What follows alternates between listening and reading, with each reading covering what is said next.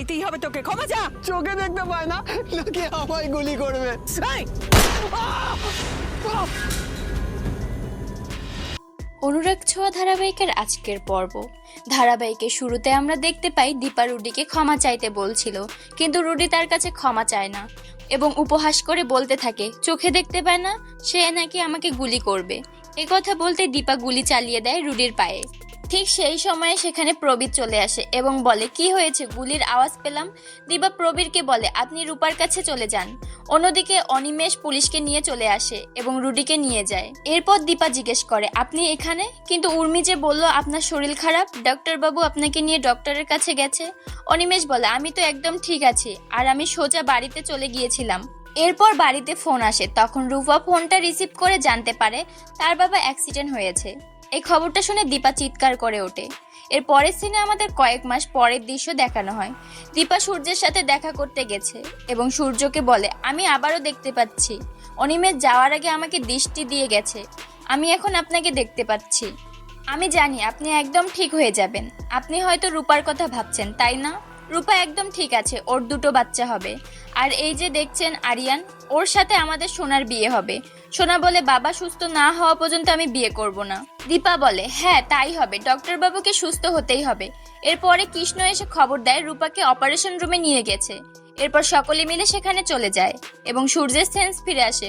অন্যদিকে আমরা দেখতে পাই অপারেশন রুমের বাইরে সকলে অপেক্ষা করছিল। হঠাৎ বাচ্চার কান্নার আওয়াজ পেয়ে দীপা বলে ওঠে মেয়ে হয়েছে, এই আওয়াজ আমার সোনার উপরও ছিল। এরপর ডক্টর দীপার কোলে রূপার বাচ্চাকে এনে দেয়।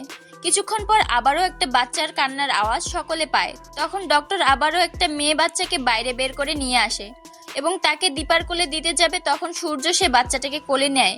সূর্যকে সুস্থ হতে দেখে বাড়ির সকলে অনেক খুশি হয়। পরবর্তী সিনে আমাদের সেনগুপ্ত বাড়িতে দেখানো হয়, সেখানে তারা বাচ্চাদের নিয়ে অনেক মজা করছিল। সূর্য বাচ্চাদের বলে দিচ্ছিল তারা ঠিক কী নামে সূর্যকে ডাকবে।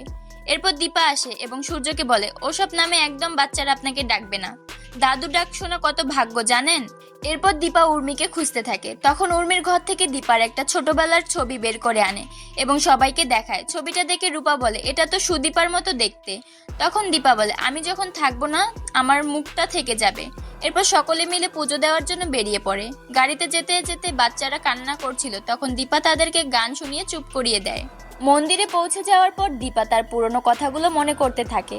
তখন সূর্য তাকে পুরনো কথা মনে করতে নিষেধ করে। এরপর দীপা পুজোর থালা পুরোহিতকে দিয়ে দেয়। তখন পুরোহিত দীপার পুজোর থালা থাকা জোড়া কলা আলাদা করে দেয়।